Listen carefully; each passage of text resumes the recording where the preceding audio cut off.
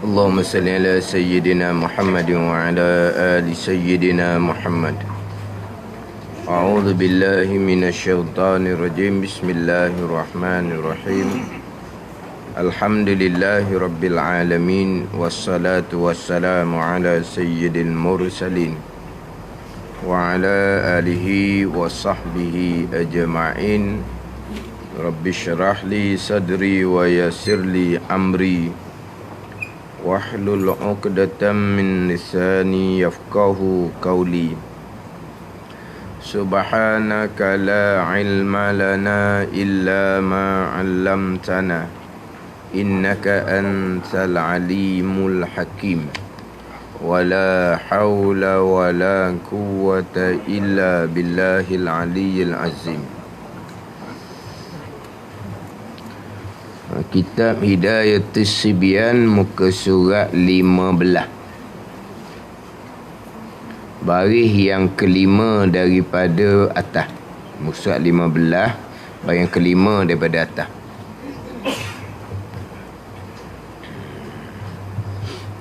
Qala al-muallifu rahimahullahu ta'ala wa nafa'ana bi'ulumihi amin. Ketiga daripada 5 syarat bagi lafaz azan dan iqamah dengan nyaring ni kaid dia jika bagi jamaah, jika azan dan iqamah bagi jamaah, bagi sembahyang berjamaah. Jika azan dan iqamah bagi jamaah, jadi disyaratkan azan iqamah dengan nyaring. Azan iqamah dengan nyaring. Itu syarat lafaz azan dan iqamah yang ketiga. Yang terdahulu syarat bagi orang yang azan dan orang yang iqamah. Ini syarat lafaz azan dan iqamah. Syarat azan dan iqamah terdahulunya 3: Islam, mumayyiz dan laki-laki. Kemudian orang yang azan dan iqamah yang dilantik oleh imam, yang dilantik oleh kerajaan, syaratnya Islam, aqil, baligh, orang kepercayaan, laki-laki dan mengetahui dengan waktu sembahyang. Jadi beza sedikitnya, syarat azan dan iqamah yang tidak dilantik, dia tidak syarat baligh atau syarat baligh. Tetapi yang dilantik oleh raja, syaratnya adalah baligh. Barulah sah dilantik menjadi tukang azan dan tukang iqamah. Ada pun kadang-kadang hak bukan dilantik itulah, hak surah-surah sendiri-sendiri itu, kadang-kadang kita dengar suara budak-budak yang azan. Suara budak-budak yang azan, kalau budak tu sudah mumayyiz, budak mumayyiz dah. Kalau kata tak mumayyiz ni 4 tahun 3 tahun dah, 5-6 tahun tu mumayyiz dah. Jadi sah dah sebab dia mumayyiz. Tetapi dia belum baligh, tetapi bukan hak lantikan imam, lantikan raja ni tak syarat baligh. Tetapi kalaulah yang tukang azan tu mumayyiz tetapi belum baligh, hukumnya tetap makruh. Hukumnya tetap makruh. Bahkan kalau mazhab Maliki tak sahnya. Kalau mazhab Hanafi, kalau kanak-kanak yang ni, kalau mazhab Maliki memang tidak sah. Mazhab Maliki memang tidak sah kalaulah belum baligh. Tidak sah kalau belum baligh pada ni.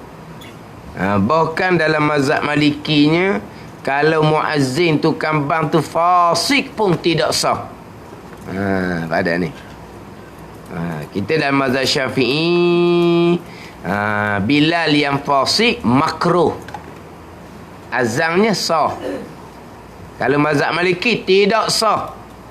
Kalau mazhab Hanafi, muazzin yang fasik Sah tapi sunat bang semula. Tu siapa kau dia kan. Pada ni.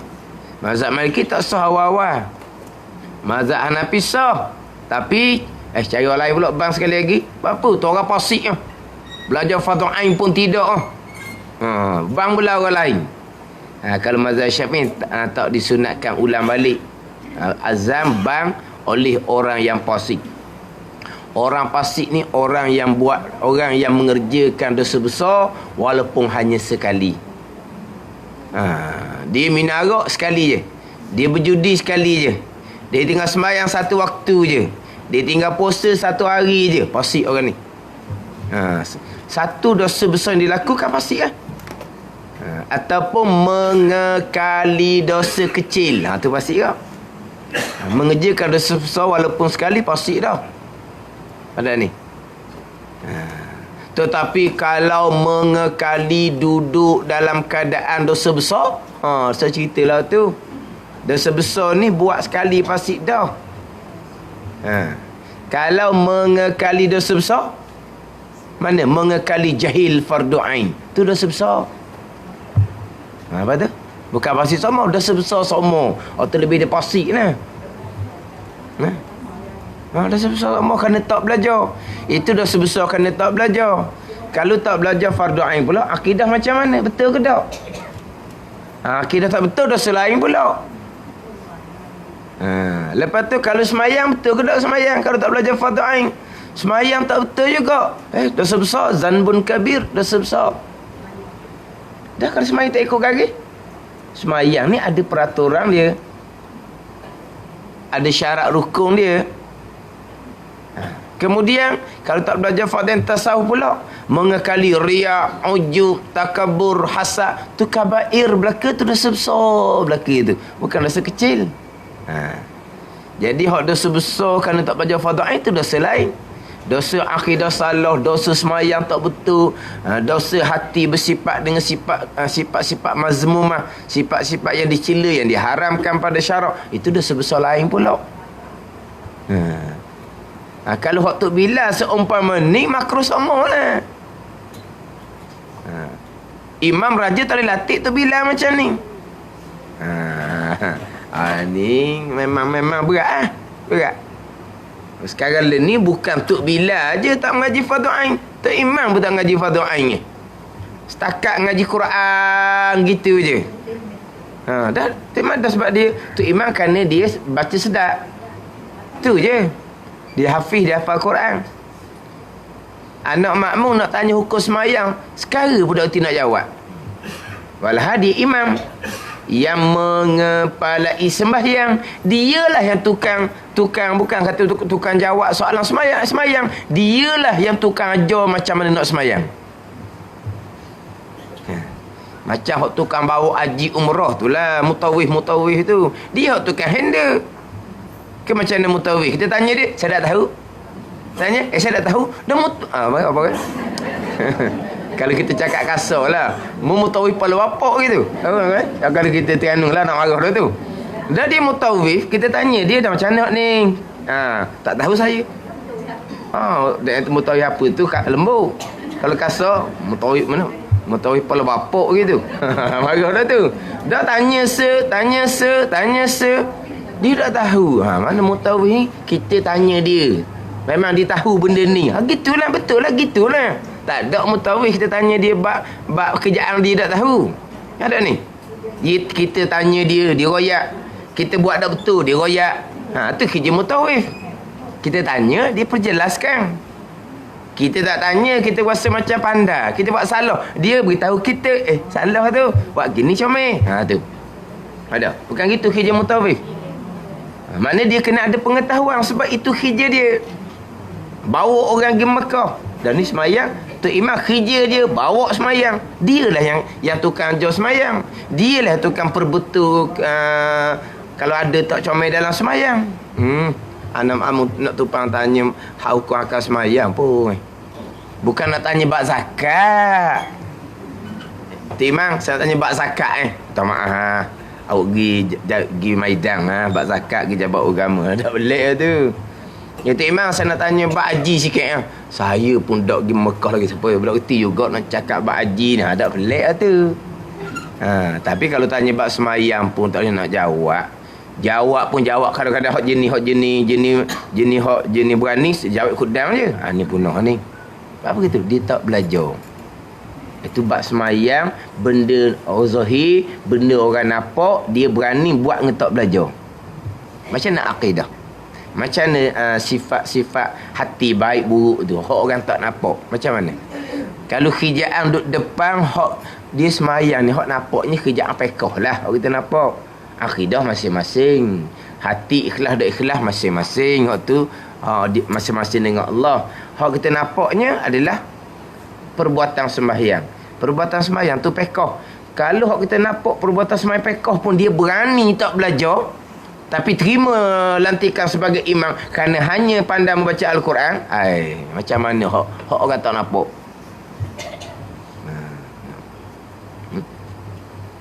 Tak belajar fardu ain. Ini sekarang. Lepas tu yang melantik macam mana? Macam sebelum lepas lah.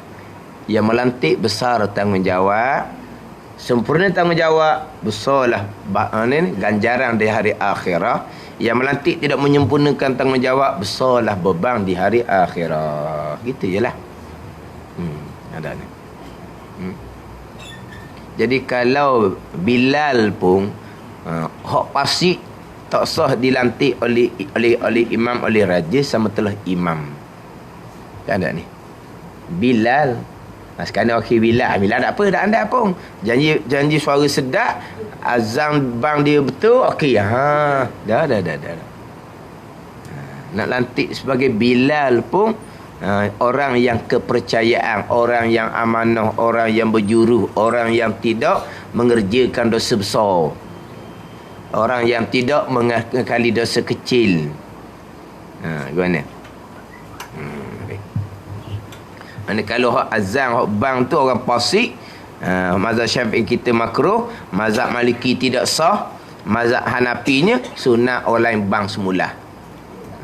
Tu. Gimana?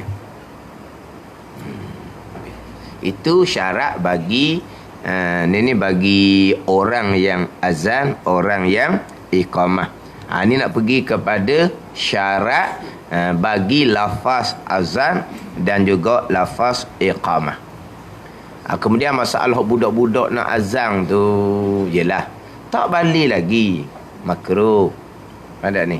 Tak apalah, tunggu dia balik umur 10, 11 tu, lah kita suruh dia azan. Tapi nak warna dah tak ada orang. Budak tu je pergi surau awal. Dia tukang banknya. Nak tunggu orang tua bang, lambat siapa? Kalau suruh tua bang pula, sedap budak tu lagi bang daripada orang tua tu. Orang tua tu kalau bang subuh pula tidur lalu orang. Yelah nak kena sedap juga. Ni bukan masalah sedap tak sedap. Kadang-kadang bang tu pun tak betul. Bang tu tak betul. Ada sekali tu dengar Allahu Akbar, Allahu Akbar. Allah kata, dah warna gitu tu. Panjangnya.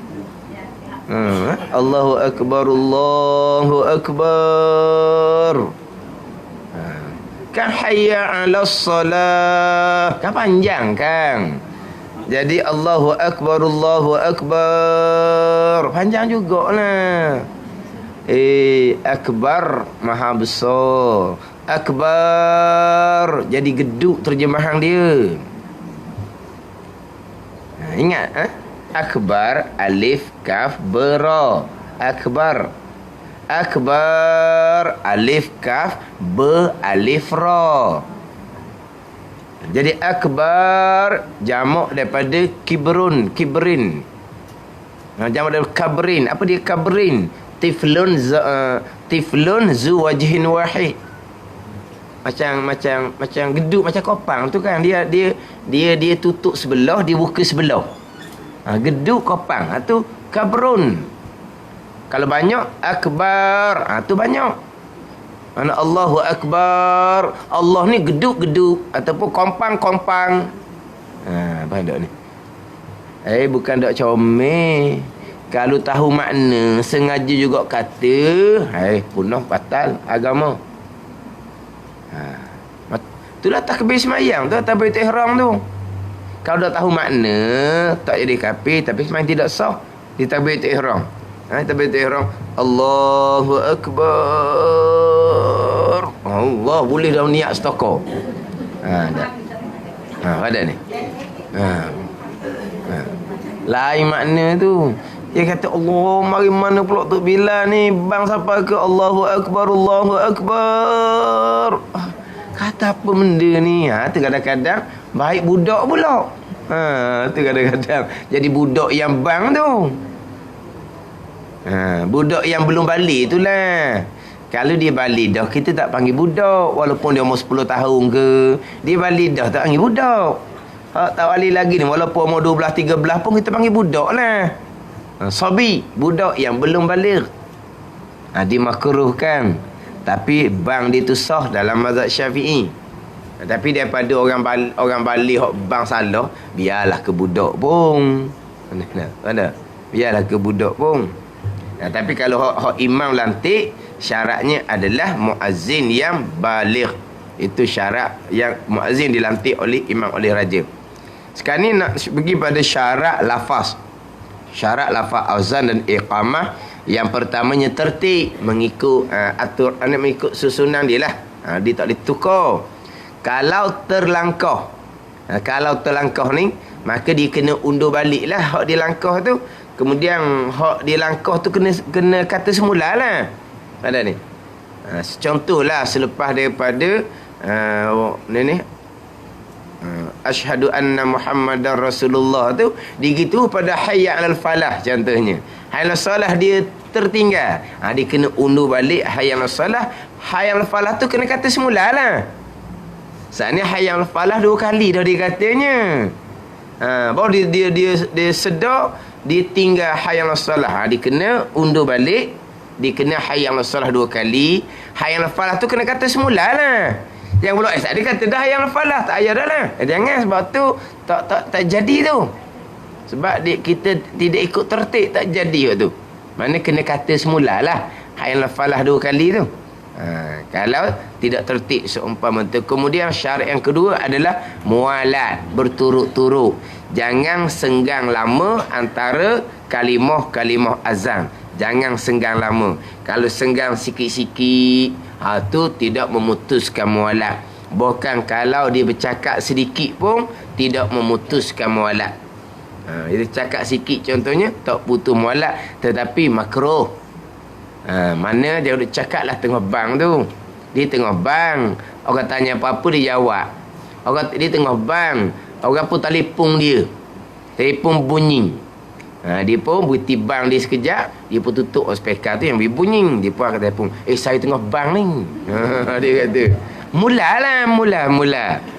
Dia pun letak balik. Lepas tu dia pun buka speaker. Speaker mesti tutup lah. Kalau tidak pelik pula dengar dia orang luarnya. Apa benda pula ni tu bila jawab telefon ni. Tapi masa dia cakap sikit itu sudah macam renggang dah. Masih lagi dia panggil mualat. Tak putus lagi mualat dengan hanya cakap hak sedikit tu. Tak putus lagi mualat dianya. Itu syarat yang kedua. Syarat yang ketiganya dengan nyaring. Dia panggil jahar. Jahar ni nyaring. Nyaring ni jika bagi jamaah. Jika azan dan iqamah tu bagi semua jemaah. Adapun kalau azan dan iqamah hanya untuk diri sendiri, maka hanya setakat dengar telinga masing-masing, dipanggil sir perlahan. Sir, dengar telinga saja. Dengar telinga kita saja. Jahar ni orang lain dengar juga. Tu jahar. Kuat dipanggil nyaring. Kuat ni, nyaring ni kuat lah. Maknanya kalaulah kita bang untuk semua jemaah, syarat dia kena nyaring. Kita suruh dia bang, dia pun bang. Apa bang itu tak bunyi ke? Maka tak sah bang dia itu. Sebab apa? Sebab bang tu untuk jemaah. Syaratnya kena nyaring. Nyaring ni bukan kata siapa ke tepik dah. Mana kalau dengar dah orang di situ, kira nyaring dah tu. Ada ni. Tapi kalau lah hak comelnya, lagi latah, lagi nyaring tu hak comel. Sebab yang dengar tu semua akan jadi saksi pada hari akhirah. Mana? Tapi kita suruh dia bang tu majmu'ah. Dia bang lah. Suara dia bunyi. Kita di situ dengar. Tapi macam suara tak ada dia ni. Macam suara dia tak kuat. Jadi dia bang bukan setakat dengar telinga dia. Kita di situ dengar juga. Tapi kalau orang duduk luar surau masjid tu tak dengar suara dia. Sah. Tapi yang aulanya dia bang ni biar suara yang nyaring sungguh. Kalau dahulu kok dia naik tempat-tempat tinggi. Kalau dahulu, masa dahulu tak ada speaker kan. Dia naik tempat-tempat tinggi. Dia menara, dia pun bang. Ataupun tak ada tempat tinggi, dia pergi di tepi-tepi pintu masjid dia tu, dia pun bang. Biar suara tu tubik keluar. Dia gitu. Lepas tu biarlah suara tu suara hak paling nyaring. Siapa ramai-ramai hak suara paling nyaring, ambil dia. Tapi kalau tak ada suara nyaring, suara hak tu biasa je. Tapi kita di situ dengar dia bang tu. Tapi jarak mana hak luar tu dengar pun tak tahulah. Sah dah. Ada ni. Ini kalau azan dan iqamah untuk semayang berjamaah. Sama juga qamat. Kalau qamat tu semayang tu seorang, setakat dengar telinga saja. Tapi qamat untuk jemaah, biar orang lain dengar jugalah.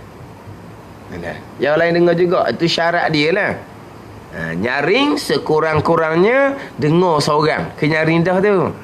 Tapi nyaring yang afdalnya, nyaring senyaring-nyaringnya. Itu afdal. Pada ni.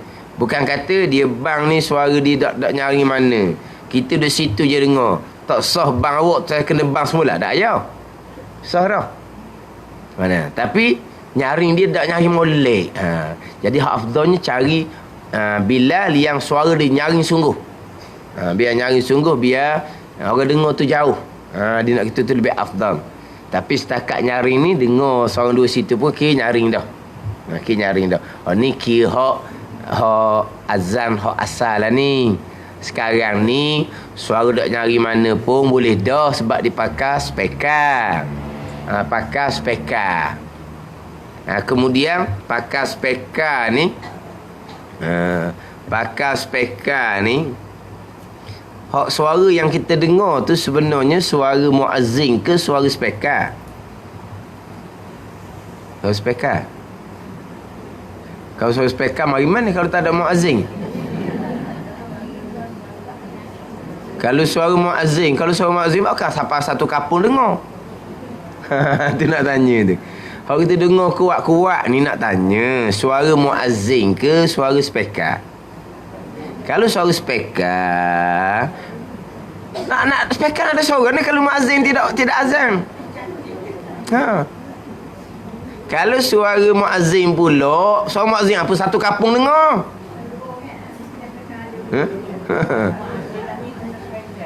Suara muazzin, tapi kuat tu jadi speaker lah. Jadi kuat tu suara muazzin sebenar ke suara speaker? Suara speaker. Sebab tu ulama-ulama dulu kata tak sunat jawab. Dah bukan suara muazzin, macam suara audio je, macam suara TV je. Dia kata muhakkah je tu, bukan suara asal. Dulu-dulu ni, kat dulu lah, tak sunat jawab. Sebab itu bukan suara asal, bukan suara original. Suara keluar daripada copong apa? Copong speaker tu lah, keluar kod tu. Macam keluar suara kod radio, keluar suara kod TV. Gitu.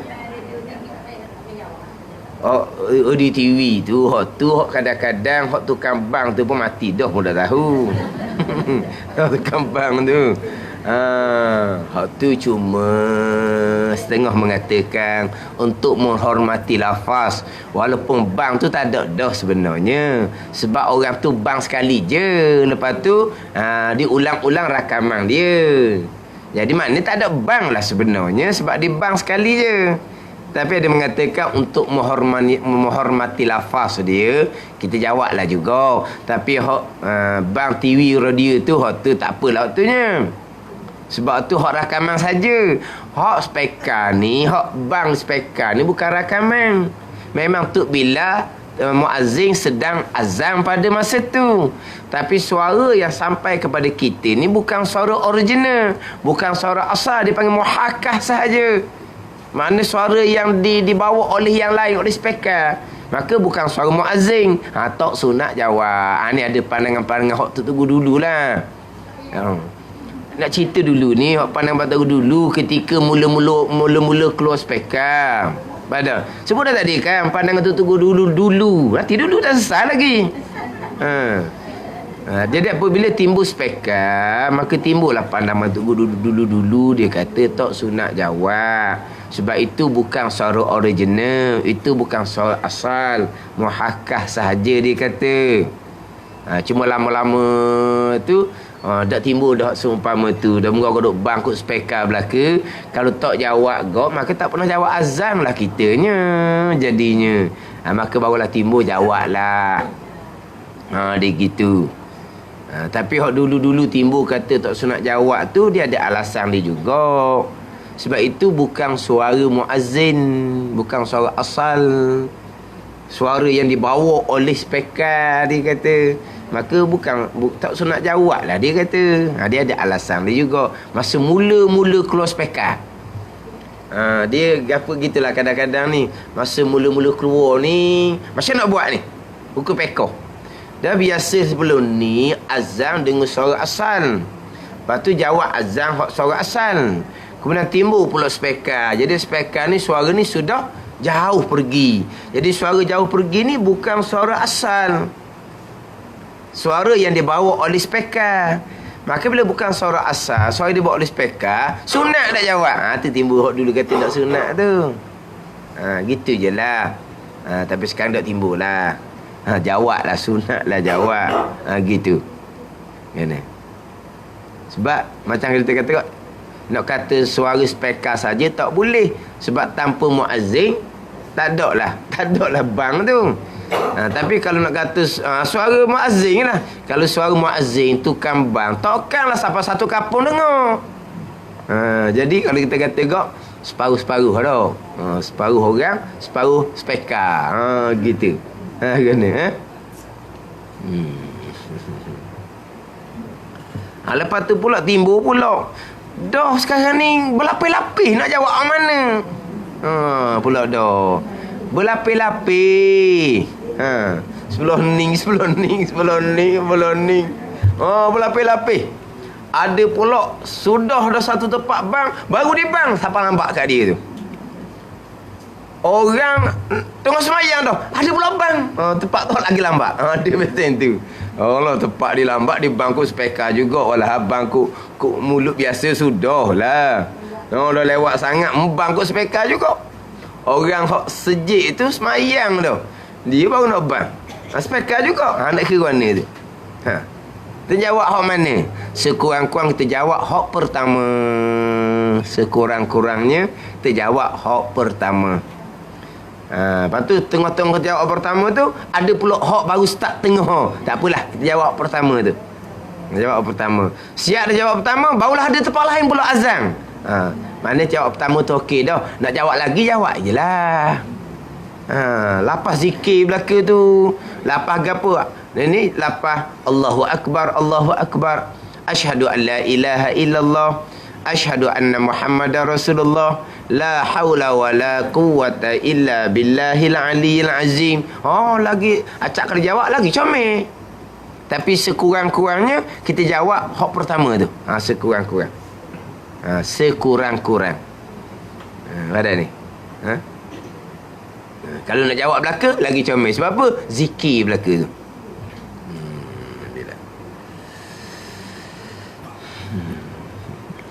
Kemudian kita sebut tadi suara speaker keluar daripada mulut muazzin.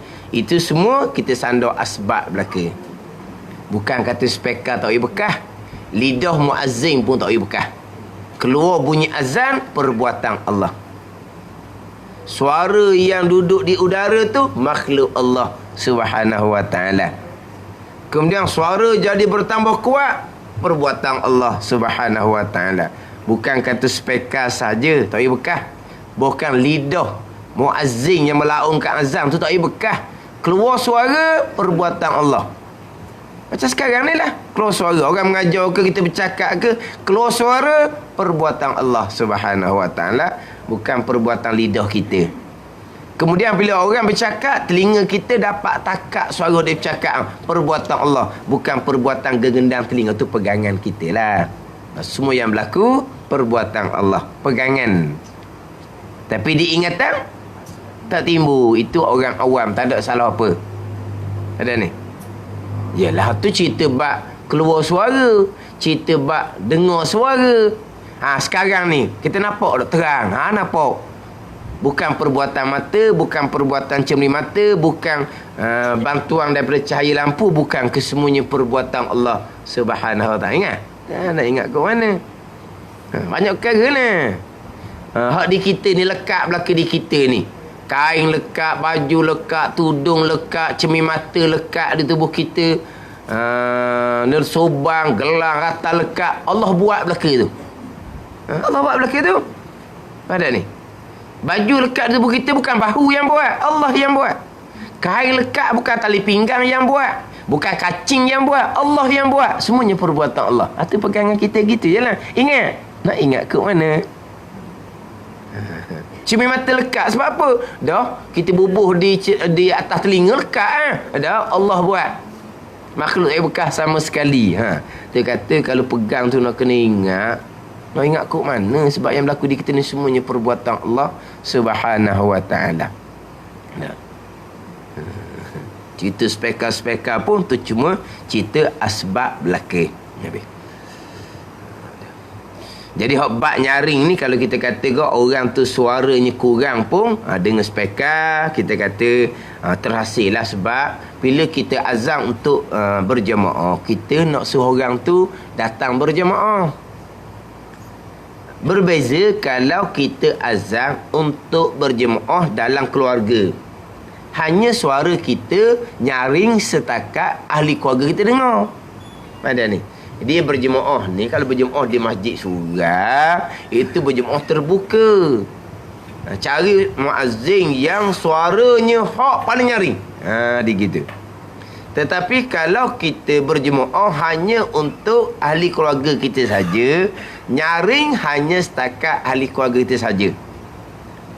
Jangan pula kita berjemaah ahli keluarga, kita pergi dekat pintu kat tikak, kita pergi bang situ. Orang sebelah pun kejut ni, mana pula ni ada surah baru ke? Padahal kita nak berjemaah hanya di kalangan anak beranak kita dalam rumah. Setakat dengar anak beranak kita je. Setakat dengar anak beranak kita. Tapi tambahan pula, kalau bang subuh tu pukul 6.30 pula. Nak kuat apa, orang balik dah sejiknya. Dia baru nak bang subuh. Orang balik dari masjid. Hanya setakat nyaring juga. Tapi nyaring sekadar dengar ahli keluarga. Hak kata dengar telinga saja ni, kita azan, kita iqamah hanya untuk semayang kita seorang. Kemudian kalau orang perempuan azannya tidak ada, iqamah. Perempuan iqamah untuk berjemaah sesama perempuan.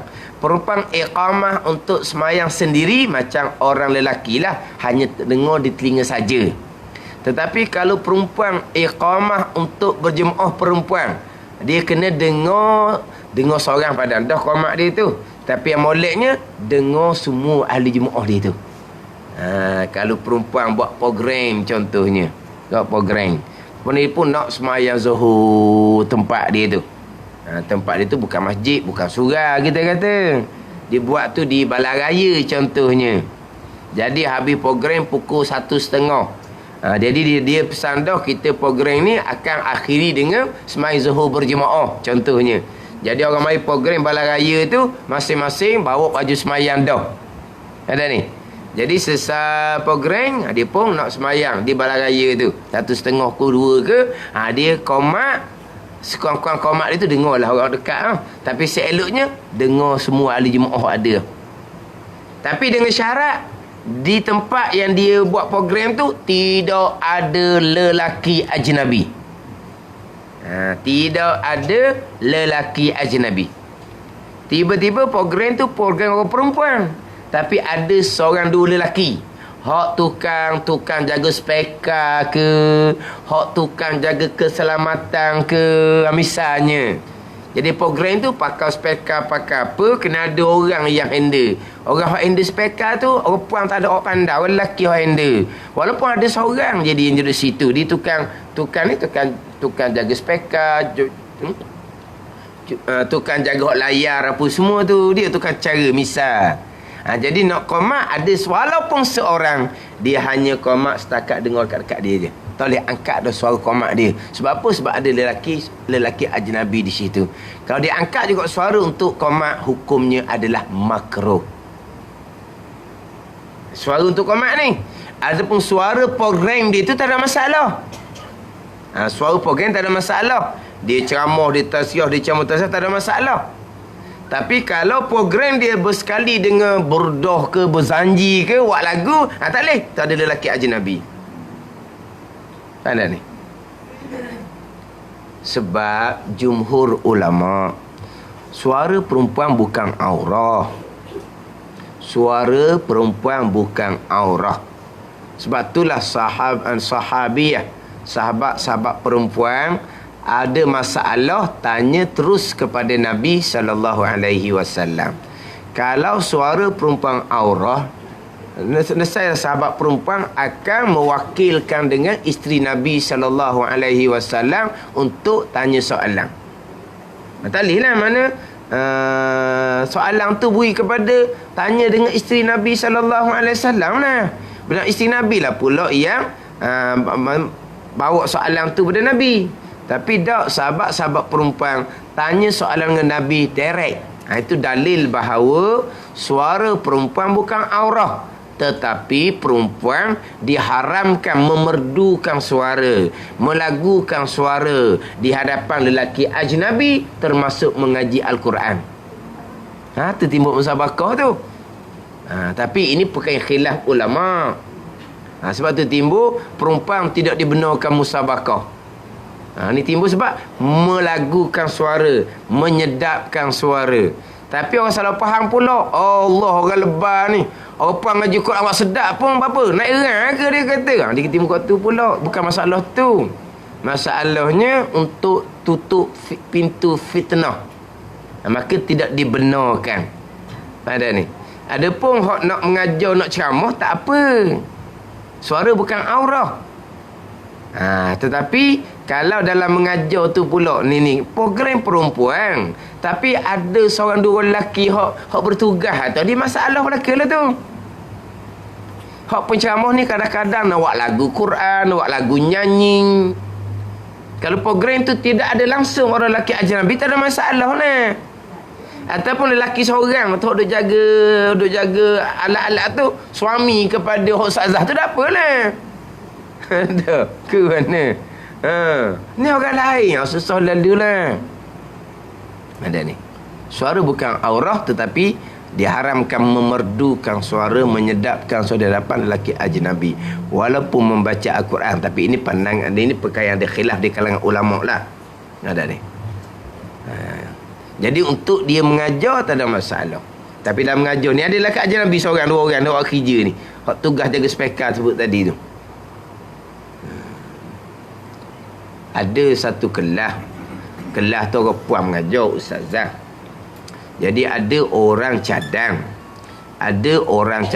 supaya ustazah tu pakai speka. Supaya ustazah tu pakai speka.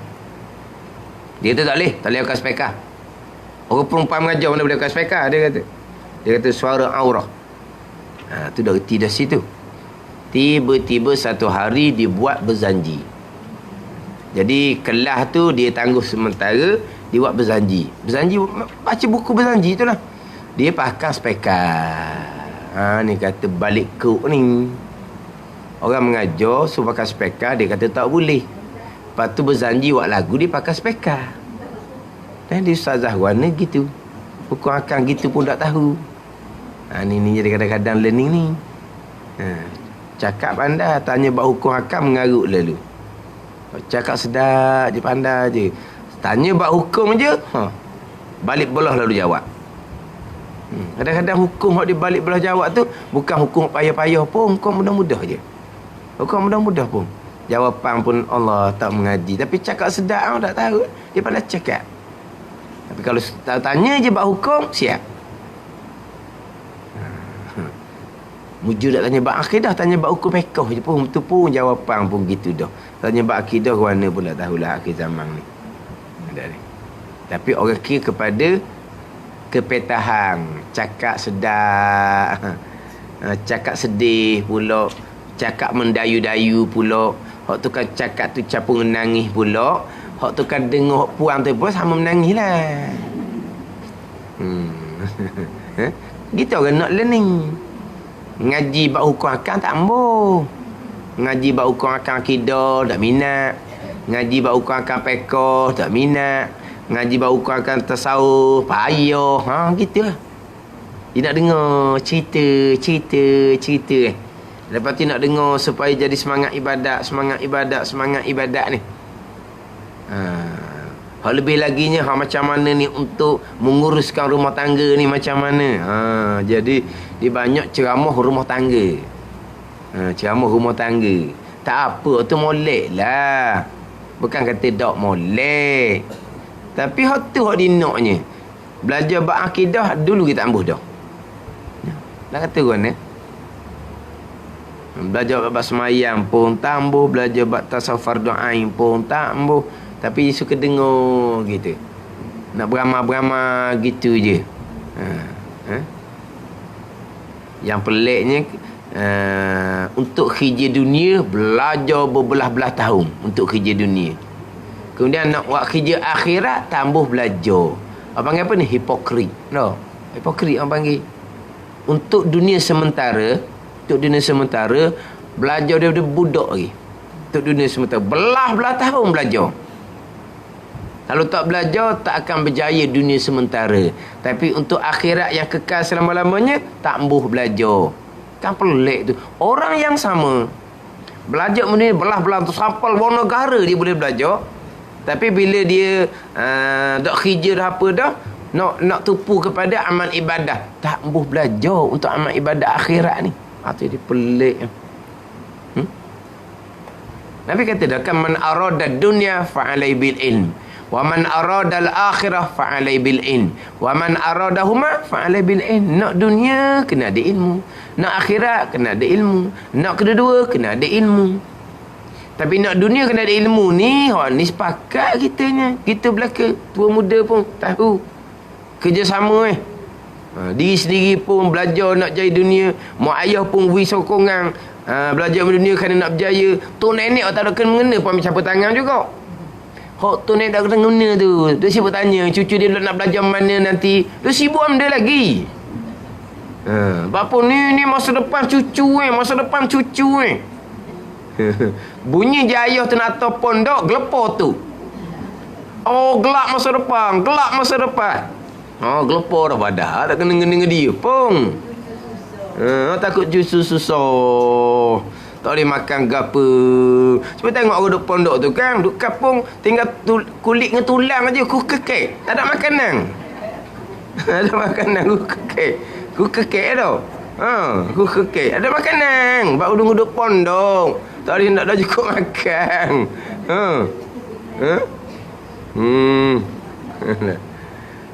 Mana hak dunia nak berjaya kena ada ilmu sepakat. Dah akhirat pun ilmu juga.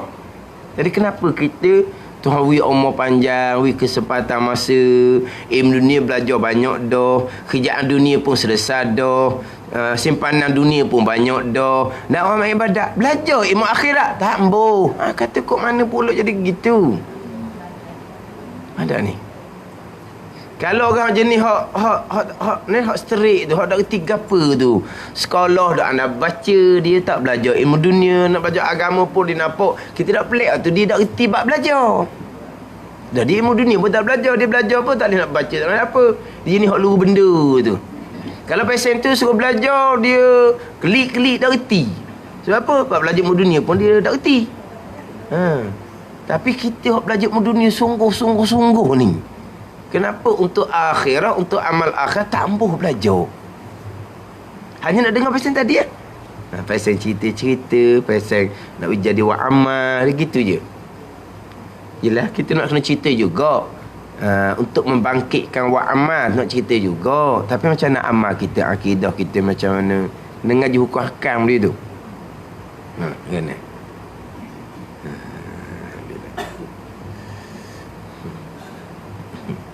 Tapi memang sekarang ni hak lakunya pasal gitulah, pasal sekali-sekala gitu. Lepas tu habis program pula ada makan siap-siap. Hak rasmi tu. Ni tak ada makan pun, setahun sekali je makan sini. Setahun sekali je. Lepas hari puasa, setahun sekali je buat makannya. Orang buat program cik program kam besar tu kan. Oh, makan sedap. Betul orang ramai. Ni mari kadang-kadang tak ada nak masuk, tak ada nak apa, mari perut kosong, kukrak perut, habis kelas pun ais tegong pun tak ada. Bukan kata makan, air pun tak ada.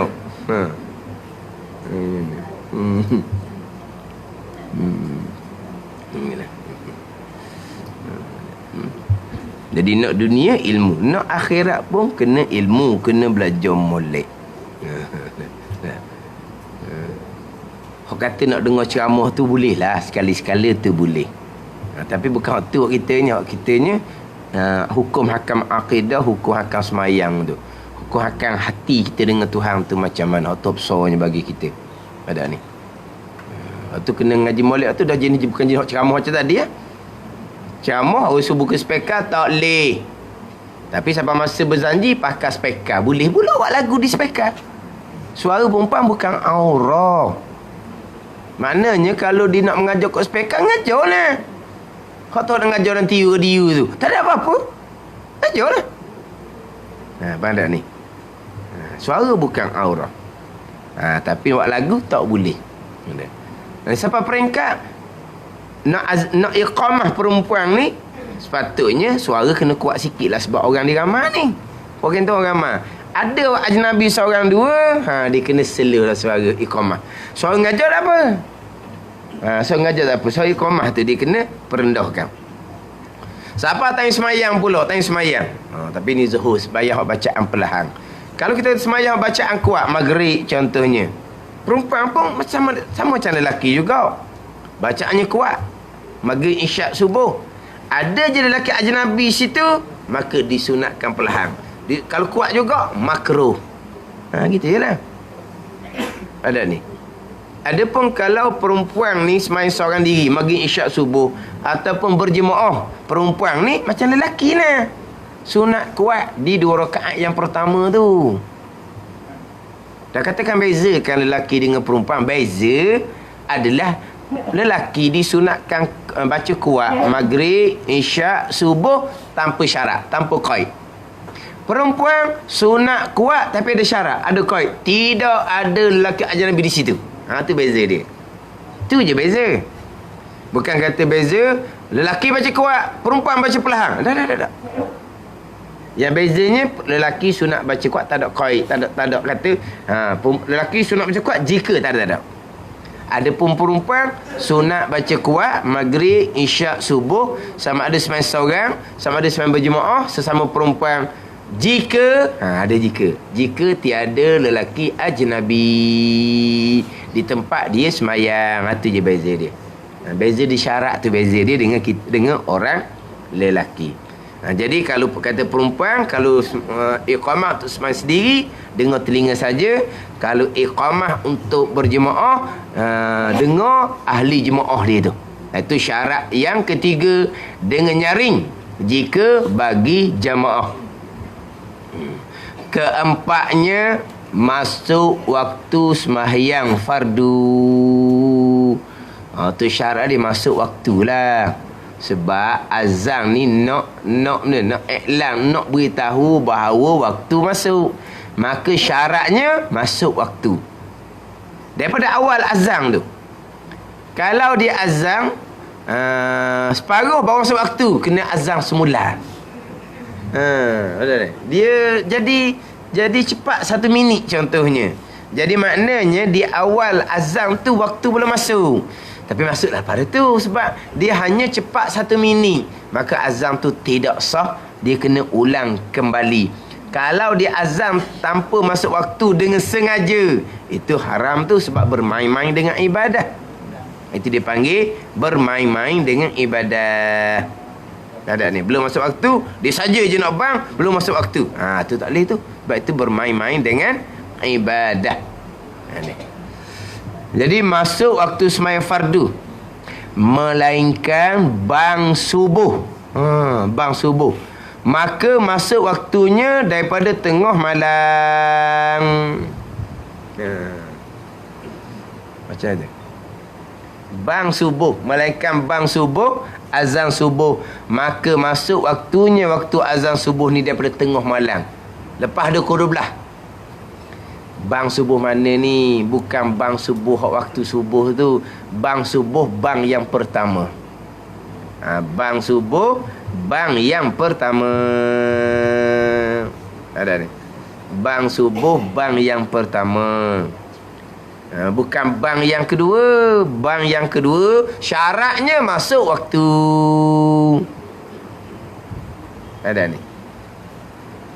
Jadi kalaulah kita kata sebelum masuk subuh 1 jam ataupun setengah jam, dia pun bang yang pertama.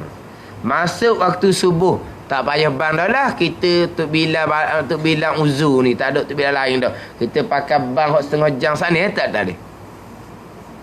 Sana tu kira-kiranya tu bukan azan untuk sembahyang.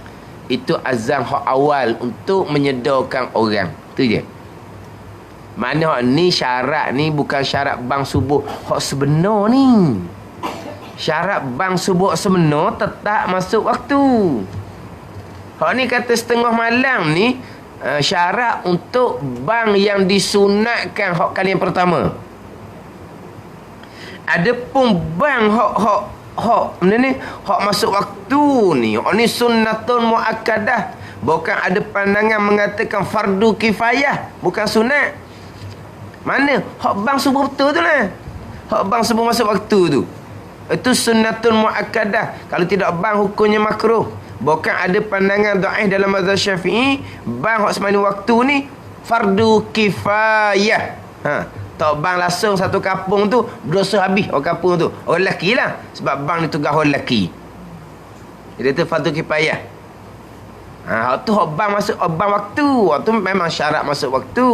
Hak ni bang subuh ni bang yang pertama. Kita tanda molek. Bukan bang subuh hak tu. Pukul 1 pergi bang dah di masjid. Kita ngaji dah ni. Syarat masuk waktu ni melainkan bang subuh. Maka masuk waktu di tengah malam. Kita pun pukul 12 tu kita pergi bang di masjid. Dah kita oyak ni. Masuk waktu dah. Dah. Kalau bang subuh yang sebenar, yang kita panggil azan yang kedua, syaratnya masuk waktu. Syaratnya masuk waktu. Hak pada masa Nabi, azan yang pertama Sayyidina Bilal. Azan yang kedua Abdullah ibn Ummi Maktum. Ketukar kat awal ni. Nabi SAW bersabda, bila dengar azan Bilal maka makan. Sehinggalah dengar azan Abdullah ibn Maktum. Mana azan pertama tu belum masuk waktu subuh, mana belum lagi masuk waktu berpuasa. Tapi kalau tu kau dah tahu tak antara dua tu. Jadi sebab tu lah dia seeloknya kalau azan 2 kali ni, seeloknya orang yang sama. Orang yang sama. Mana kalau orang dengar bang, haji tu suara dia tu. Tu bukan bang subuh lagi tu. Bang awal. Kita panggil bang awal, bang pertama. Kita dengar suara tu tahu dah. Tak payah tengok jam apa dah tahu dah. Dengar je bang, haji ni bang, bang awal. Ada ni bukan bang subuh. Dia seeloknya gitulah. Dia tukar-tukar pun tak apa, tapi seeloknya. Mana kalau orang dengar tu orang ni orang boleh cam lah. Boleh cam bahawa waktu belum masuk. Itu azan yang pertama. Kemudian dia di sini ada dengar tak orang azan yang pertama? Ada dengar? Masjid mana? Masjid mana? Ada dengar pagi-pagi je? Masjid tu jamaah. Wakaf Pelang. Memang tiap-tiap pagi dia azan awal sama. Ha? Pada Mengkuang dia azan pertama. Ha? Pukul 4.30. Mana kalau subuh 5.30, dia 4.30, mana sejam sebelum subuh. Ha? Ha? Ya memanglah bang pertama yang bang kuat. Slow sudahlah. Ha? Ha? Dia memang bang pertama tu yang bang macam bang subuh. Dia suara kena slow je.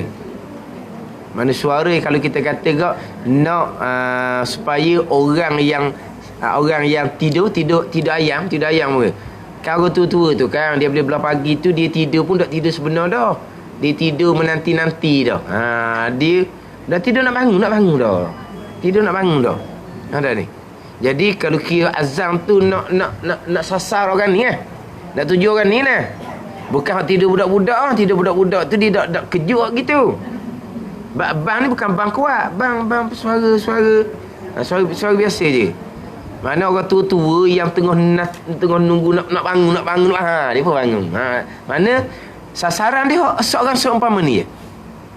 Orang yang sudah menanti-nanti nak bangun.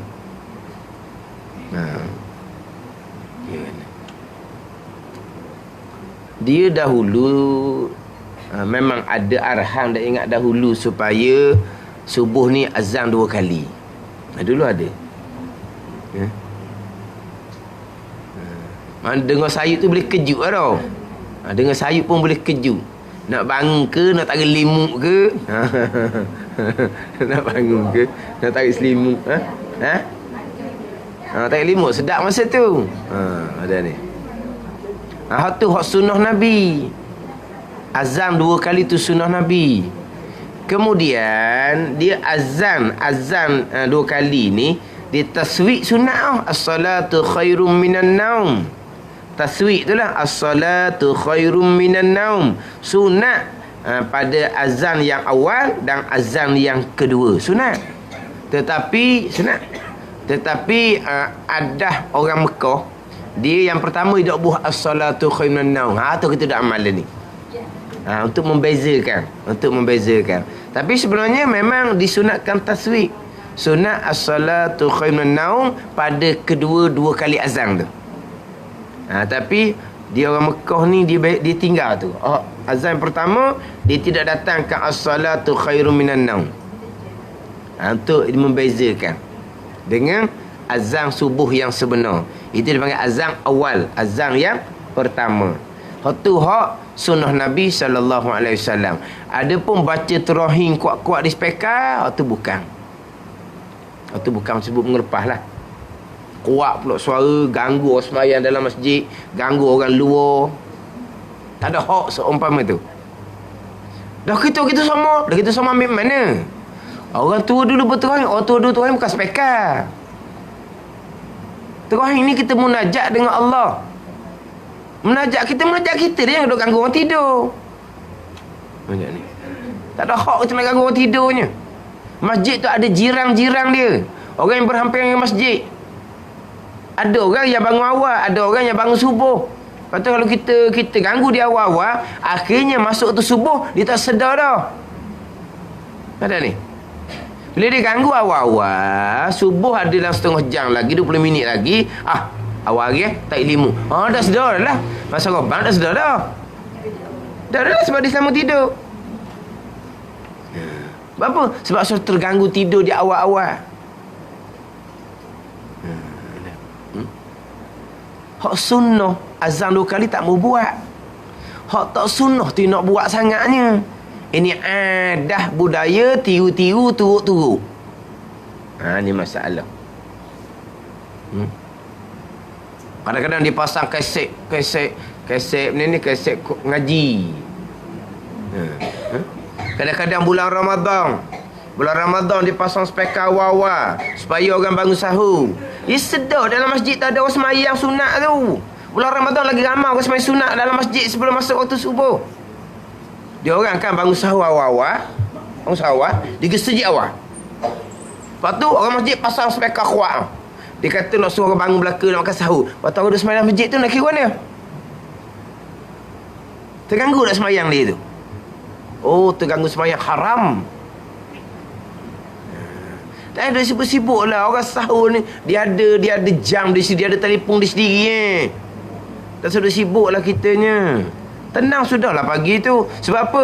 Hak di masjid ada tengah semayang. Hak di rumah pun hak sudah makan sahur, dia tengah semayang, wak amal ibadat semayang dulu oleh diri masjid.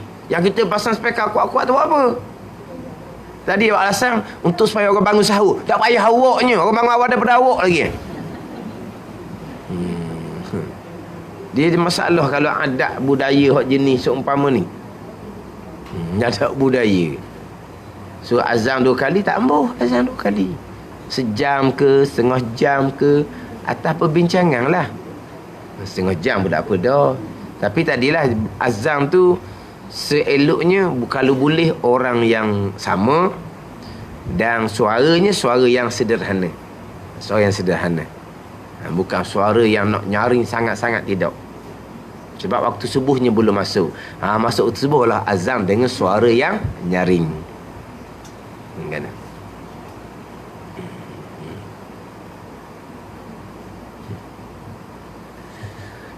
Dia sepatut bandar lah masjid besar-besar biar teratur molek. Tahu? Masjid besar-besar bandar ni kan dia banyak-banyak kuliah-kuliah kan. Itu molek letak molek biar ikut garis. Biar ikut garis. Sebab kita ni kiraan Tuhan letak kita duduk bandar ni alhamdulillah. Kalau Tuhan letak kita duduk darat pendalaman payah nak belajar. Pendalaman payah. Sebab apa? Sebab dia nak jemput orang datang mengajar. Yelah, jauh-jauh. Jauh-jauh nak balik itu. Nak balik malam-malam. Nak balik malam-malam. Kadang-kadang setengah jam. Jalan tu jalan gelap. Dah. Mampu kereta tengah-tengah rok bersawit tu rok. Menangis kat situ. Mampu kereta ala balik nak kata ke mana. Kalau hala pendalaman tu gelap, kebun kapal sawit kadang-kadang. Waktu saya kuliah di Masjid Ustaz Ahmad Kemamang tu, minta tak apalah kata, tapi fikir dah kalau buat kuliah maghrib tak adang, malam kita balik jauh-jauh. Mari jauh-jauh, akhirnya buat 3 kuliah. Maghrib, subuh, duha. Baru balik, tidur semalaman. Gitu ya. Pada lelah lagi. Maghrib kita kata kau biar sejam lebih. Biar lama sikit. Subuh sejam. Duha pukul 9 tapi sampai pukul 11 tak 40.30. Tambah setengah jam. Sebab sebulan sekali. Gitu lah. Minggu pertama. Minggu pertama. Tapi minggu pertama pun hok bulan ni. Jadi hari Sabtu 30, hari Ahad 1 hari bulan. Jadi pergi lalu dah. Di hari Sabtu tu pergi dah. Sebab hari Sabtu tu bukan awal bulan, hari Sabtu 30 hari bulan. Hari Ahad 1 sebenarnya. Tapi dah kira awal bulan tu kata.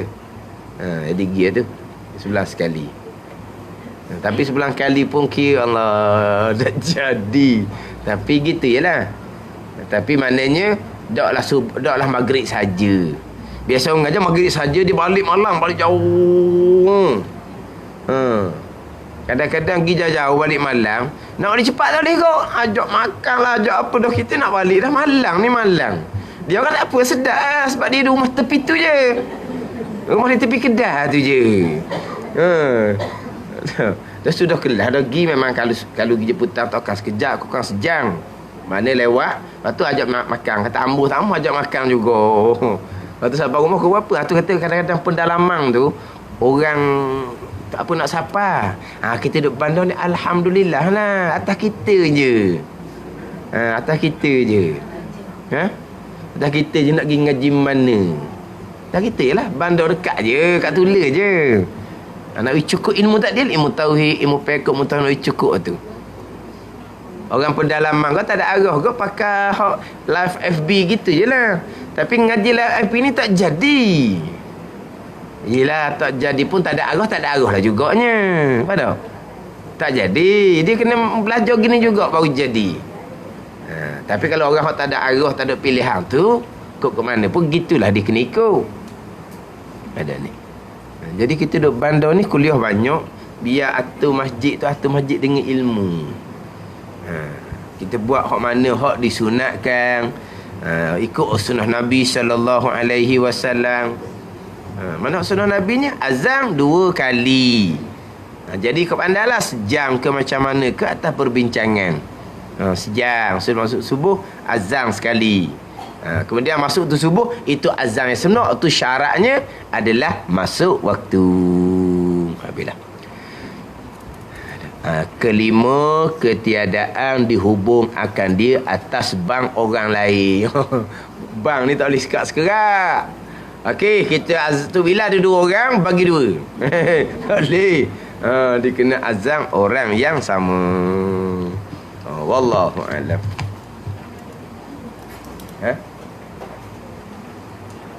Maghrib Pati Paridah, subuh Penawati, duha Wisyahul Afrah.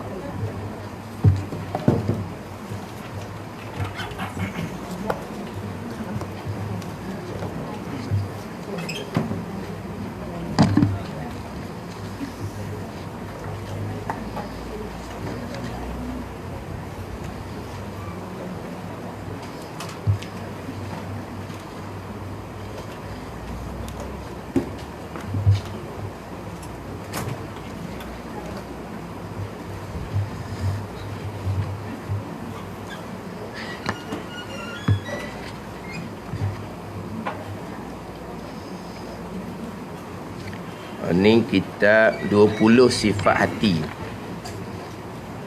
muka surat 8. Qala al-muallifu rahimahullahu ta'ala wa nafa'ana bi'ulumihi amin. Firman Allah subhanahu wa ta'ala, fawailul lil musallin alladhina hum an salatihim sahun alladhina hum yura'un. Artinya, maka celakalah bagi orang yang bersembahyang, yang mereka itu lalai dari menyempurnakan sembahyang. Kemudian, iaitu mereka yang riak. Dia terjemah gitu dah. Iaitu mereka yang riak. Dia alladzina hum an salatim sahun, diterjemah dengan yang mereka itu lalai dari menyempurnakan sembahyangnya.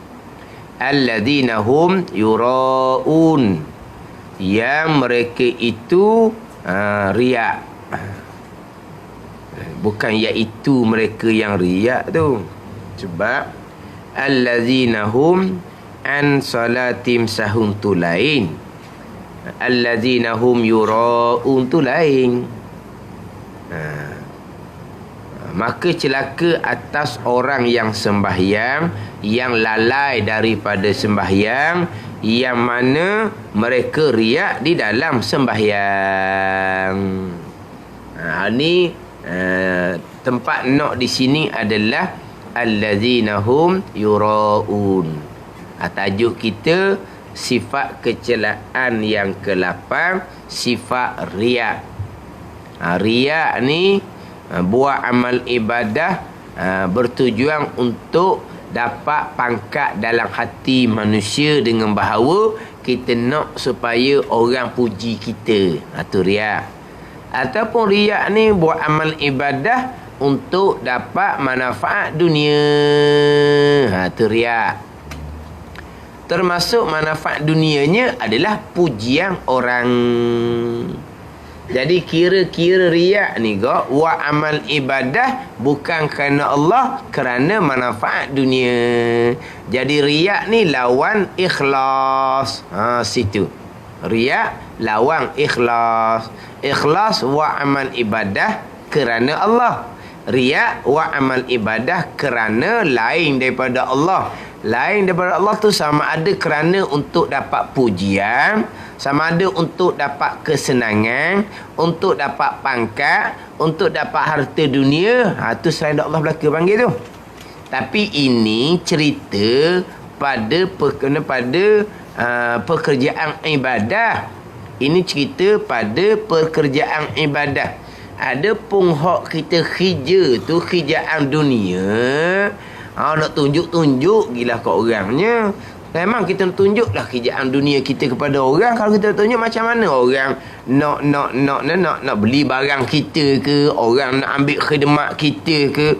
Kalau kita tak tunjuk barang kita tu molek kita buat, kalau kita tak tunjuk bahawa kita ni kerja pandai, jadi macam mana orang nak beli barang kita? Macam mana orang nak ambil, nak panggil kita buat upah buat kerja? Tu kena tunjuklah tu. Tu riak tu tak apa. Patut orang puji kerja awak ni comel. Tak apa tu. Cuma hati jangan takabur je lah. Pandai ni. Atau ada masalah ni pada amal ibadah. Wa amal ibadah bukan kerana Allah. Ni hak riak.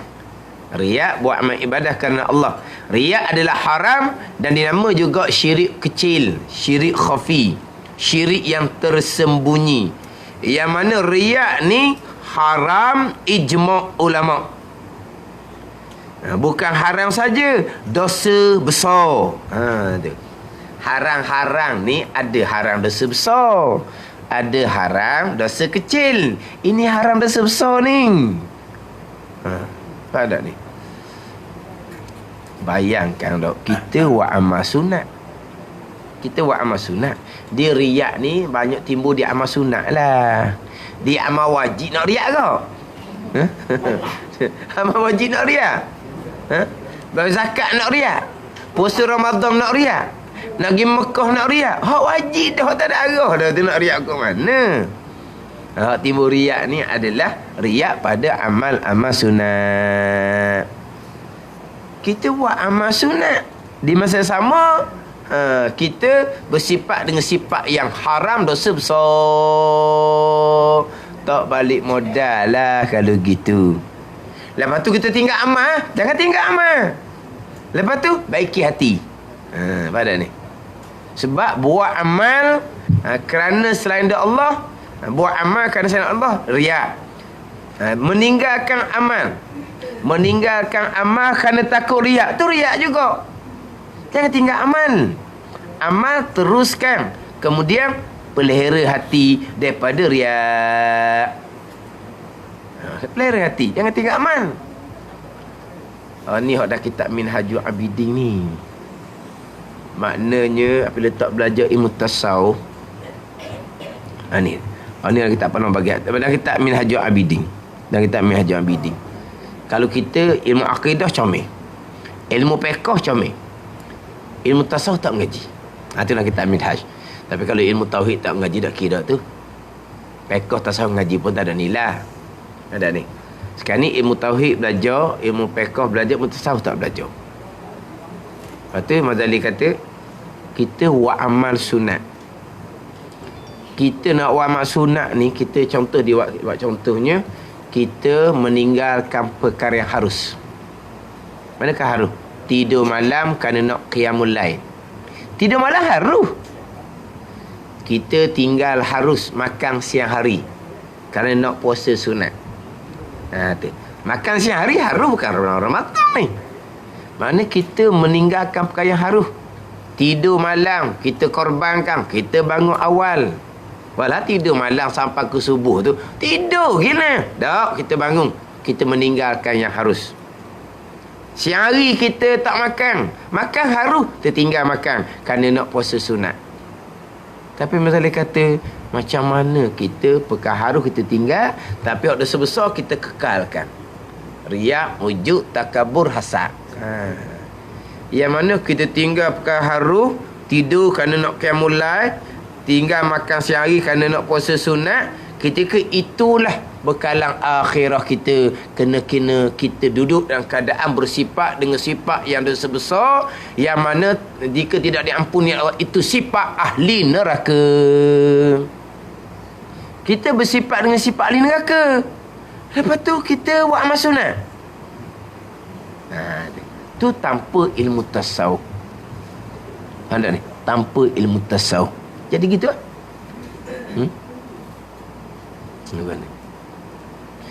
Ni cerita ni, kalau orang kalau cerita pun kata orang tak betul tu. Macam mana kalau contoh dia nak bangun malam ni mengatuk kalau togok lagi tau. Togok tu lah. Ambil arak contohnya segelas. Oh, cerah mata. Contoh. Nak mulai nak bangun malam ni. Kata buat gitu tuan tak terima, tu dosa besar. Manalah siapa aku nak minum arak untuk cerah mata nak amal sunat, tuan tak terima, tu dosa besar. Dan macam mana kita buat amal sunat? Hati riak, wujud takabur, dosa besar juga. Dosa besar juga. Kalau ambil arak tu nampaklah olek dia orang lah pulaknya. Apa ni? Contohnya siang hari lambat buka, kita main judi sekejap misal. Pun tak ada tu. Kena takat siang hari bulan Ramadan lagi. Siang hari duduk judi kat kubur, kat jerat. Ada susah khabar tu kan. Galik sebab apa ni? Sebab lapar ni, kalau dak judi ni kan buka kan. Kita kata orang puasa gitu. Tu ada terima puasa judi gitu. Macam mana kalau kita puasa hati kita riak, wujud takabur, hasad? Pada ni. Ni Mazali kata kalau kita tak belajar ilmu tasawuf. Perkara haruh tidur malam kita tinggal. Perkara haruh makan sehari kita tinggal kerana kita nak buat ibadat sunat. Tiba-tiba kita mengekali dosa-dosa besar yang mewajibkan kita neraka jikalau tidak diampuni oleh Allah Subhanahu wa taala.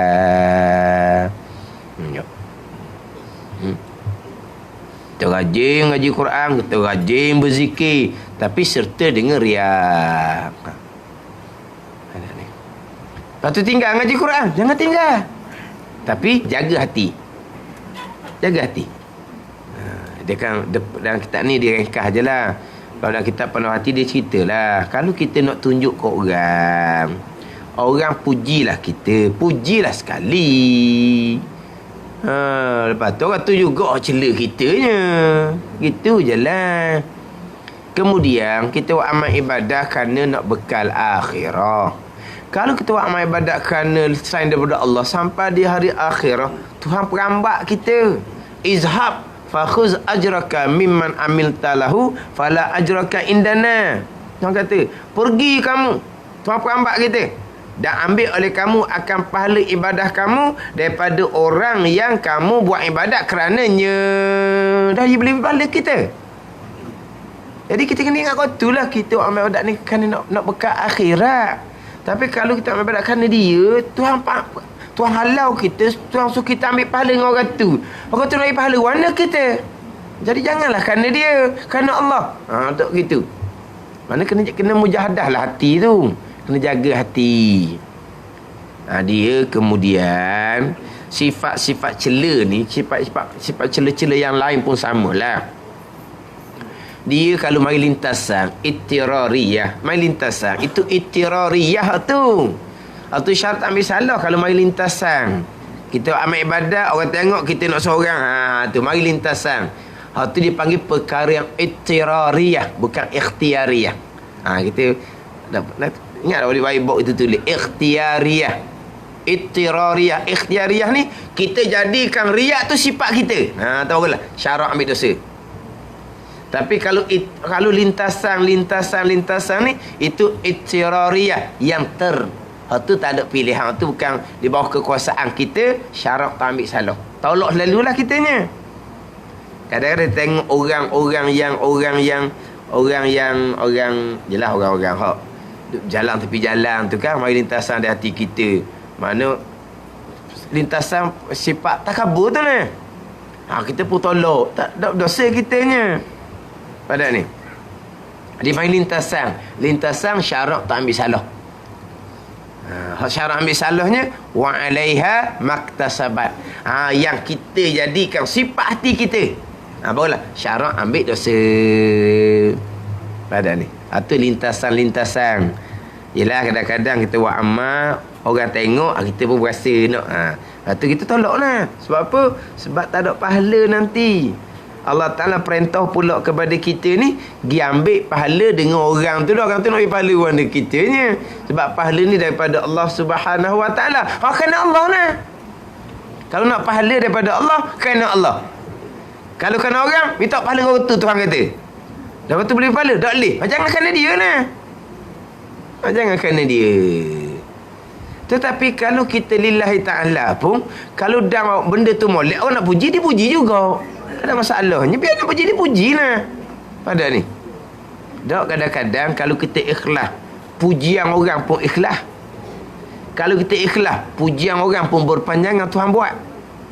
Tapi kalau kita dah ikhlas, pujian orang pun dah ikhlas ke? Kemudian pujian orang pun takkan selama-lama. Akhirnya dia ni dah ikhlas. Akhirnya Tuhan pun bongkar kita tu dah ikhlas. Ada ni. Yalah, kalau kita buat betul-betul ikhlas, tu dan Tuhan timbul tu kok dah balik dah tu. Hak dan kita hikam tu. Tapi maksudnya maksud hakikah lah. Kita cerita syariat. Idfin wujudaka fi ardil khumul, fama nabata mimma lam yudfan lam yatim manitaju. Tanam oleh diri kamu di dalam tanah yang tersembunyi. Tanam diri kamu di dalam bumi yang tersembunyi. Maka barang yang tumbuh tanpa ditanam, maka tidak akan sempurna tumbuh dia. Ada ni. Dia tanam nama apa ni? Tak ada kerana lain. Kerana Allah Subhanahu Wa Taala semata-mata. Apabila tumbuh tu tumbuh hak muka dalam. Ada ni. Tapi lambat sikit nak tumbuh. Kalau kita semar apa-apa, tak semar molek, kita sirang-sirang, lambat nak tumbuh. Tapi kalau jenis atas darat ni tumbuh cepat, tapi terbalik lah. Sebab apa? Sebab tak tanam. Timbul sekejap, terbalik. Tapi kalau jenis tanam, lambat timbul, lambat tumbuh. Kita siram dia, ke benih ni tak jadi ni. Tapi bila dah timbul, timbul dia kemah. Ada. Maknanya kalau orang buat ibadat lillahi ta'ala, bukan akhirah, dunia dia pun dapat manfaat. Tapi dia bukan nak dunia, tapi tahu ke dia kemuliaan dunia. Ada ni. Kemuliaan tahu ke dia ni, mati pun mulia lagi. Mati pun mulia lagi. Tapi kalau orang tak ikhlas, tumbuh, tapi balik sekejap je lah. Ada ni. Yelah, contoh-contohlah sifat-sifat lain. Kalau kita bersifat dengan sifat takabur, atas dunia pun orang benci kita. Cuba kalau kita bersifat dengan sifat tawadhu, atas dunia pun orang angkat kita. Ada ni. Orang benci. Atas dunia pun di padang mahsyar orang pakat picok, orang sombong. Tapi kalau dia merendah diri, adakah pangkat dunia dia jatuh? Tidak, dia pangkat tetap dia pakat, ada pakat dia tinggi. Kalau dia kaya, tetap dia kaya walaupun dia merendah diri. Dia pakat besar, tapi dia merendah diri, pakat tak jejah. Dia kaya, dia merendah diri, kaya dia tak jejah. Pada ni. Lepas tu kata, nak selamat dunia akhirah, balik pada agama. Nak selamat dunia akhirah, bukan selamat akhirah saja. Nak selamat dunia akhirah, balik kepada agama. Barulah selamat dunia dan akhirah. Contoh orang yang hasad. Orang yang hasad, pahala dia habis, dia hidup tak tenteram. Pada ni.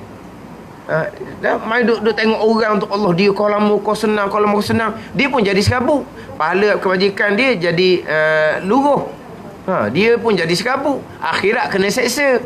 Tapi kalau orang hok redha tu kurniaan dia, ada apa comel je duduknya. Pada ni. Kadang-kadang bila dia ni tidak tak asal, kadang-kadang nikmat tu Tuhan akan beri siapa boleh ke dia. Kalau dia tak asal.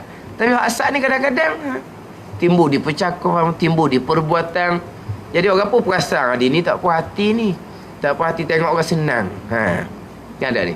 Sebab kadang-kadang cakap mulut tu walaupun hasad ni duduk dalam, tapi keluar mulut. Keluar mulut lama-lama. Kalau kawan tu kena sikit lah musibah, lama dah aku tunggu. Kenapa lama dah aku tunggu?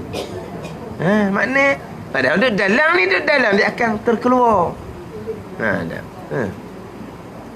Tapi kalau kita tidak hasad, kita tidak takabur, kita tidak tak riak, bukan akhirah sahaja, dunia pun kita akan dapat manfaat. Selamat dunia, selamat akhirah. Wa amal tak semata-mata kerana Allah. Tu je. Kita hidup tak lama mananya, nak pergi ke mana sangat. Dua tiga hari lepas ada orang kapung. Dia muda setahun. Meninggal. Kalau kira-kira sihat je. Dia meninggal, kata kumang dalam darah lah, apalah. Muda setahun. Okay. Muda lagi. Sampai masa meninggal. Tu je hidup kitanya. Kita buat amal sikit-sikit je. Lepas tu nak buat amal, kita nak apa ni? Nak jadi amal tu tak ada pahala. Buat apa? Kita buat kerja dunia nak asing. Kita buat kerja akhirat pun nak asing, nak pahala. Kita buat molek-molek, kita pun perutuh. Kita buat molek-molek, kita pun perutuh. Kalau benda dunia, orang kata tak betul lah tu. Dia buat comel, dia katok. Dia buat comel, dia katok. Apa benda kerjaan dia ni? Tak ada kerja ni. Buat comel-comel, molek-molek, lepas tu dia katok pula. Buat comel-comel, dia katok pula. Contoh. Kalau benda dunia. Tapi benda agama, buat ibadat comel dah. Lepas tu kerana lain. Katok, acuh. Buat pula bukannya mudah nak buat ni. Dia nak buat tu bukannya mudah. Kena sungguh tu nak buat. Tiba-tiba comel dah, dia katok. Kira mana tu? Gitu lah.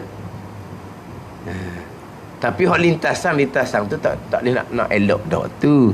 Cuma biar kita kenal mana kau riak ni apa. Riak ni kita buat amal ibadat bukan kerana Allah, kerana selain daripada Allah, untuk dapat pujian, untuk dapat macam-macam lah, untuk dapat dunia. Contoh kita ni, kita belajar ni. Belajar lillahi ta'ala. Belajar lillahi ta'ala. Belajar kerana kita nak buat amal ibadat.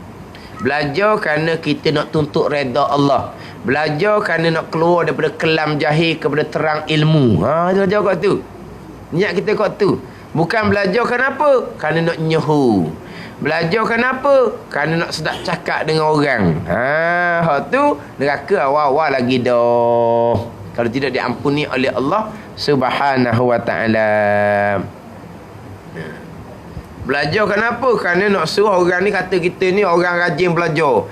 Kita ada ilmu, akhirnya orang akan angkat kita kerana kita ada ilmu. Kita cakap dengan orang pula, cakap pandai dari tengok orang bagi kita ada ilmu. Itu bukan kerana Allah belaka panggil tu. Lillahi ta'ala. Tapi bila Tuhan beri pandai, cakap kita pun cakap dengan ilmu dah lah. Pandai ni. Bila kita pandai, Tuhan akan angkat kita tu kemuliaan lebih tinggi daripada orang lain. Gitu je. Kita bukan nak tu, tapi Tuhan akan beri hatunya. Ada ni. Tuhan akan beri kemuliaan atas dunia. Kita lillahi ta'ala, tapi Tuhan akan beri kemuliaan atas dunia. Lepas tu kita Hidayatus Salikin, dia tekan hak mula-mula sekali ilmu, bab niat. Kenapa belajar ilmu agama? Kerana nak tuntut redha Allah. Kerana nak beramal. Kerana nak keluar daripada kelam jahil kepada terang ilmu. Kerana kalau kita pandai selain dia nak beramal, kita nak cerita pada anak cucu kita. Kalau kita pandai lebih sikit lagi, kita nak cerita kepada saudara mara kita, kepada kawan-kawan kita. Tak apa tu. Ada ni. Tu niat lillahi ta'ala dia panggil. Kerana Allah Subhanahu wa ta'ala. Letak niat belajar tu. Tapi belajar kena betul garis. Belajar fardhu tauhid, belajar fardhu fiqh, belajar fardhu tasawuf. Belajar kena betul dulu. Kalau fardhu ain tak belajar, ikhlas dah jadi ikhlas gitu. Belajar ikut garis dulu, belajar fardu ain, lepas tu letak niat molek. Boleh dah cerita, boleh dah kita dalam kitab Hidayatus Salikin cerita bab fadilah orang yang belajar. Alhamdulillah. Belajar dengan hak ikut garis, belajar kerana Allah Subhanahu Wa Taala barulah besar fadilah orang yang belajar. Alhamdulillah. Kerana Allah Subhanahu Wa Taala bukan kerana lain dia panggil riya. Hak ni haram, dosa besar, dia panggil syirik kecil, syirik yang tersembunyi. Kemudian ayat tu kita baca semulalah. Firman Allah Subhanahu Wa Taala, fawailul lil musallin alladhina hum an salatihim sahun alladhina hum yuraun. Lepas tu terjemahan tu tengok semulalah terjemahan dia tu. Mereka yang lalai daripada sembahyang dan mereka yang riak, menunjuk-nunjuk dalam sembahyang bukan kerana Allah Subhanahu Wa Taala. Wallahu a'lam. Bismillahirrahmanirrahim. Alhamdulillahirabbil alamin. Wassalatu wassalamu ala sayyidil mursalin wa ala alihi wa sahbihi ajma'in. Allahumma ftah alaina futuhal arifin. Allahumma allimna ilma akdamin wa fahimna famasabikin warzuqna riqat talibin. Allahumma zidna ilman wa alhiqna bis salihin. Wa sallallahu ala sayyidina Muhammadin wa ala alihi wa sahbihi wa sallam. Walhamdulillahirabbil alamin.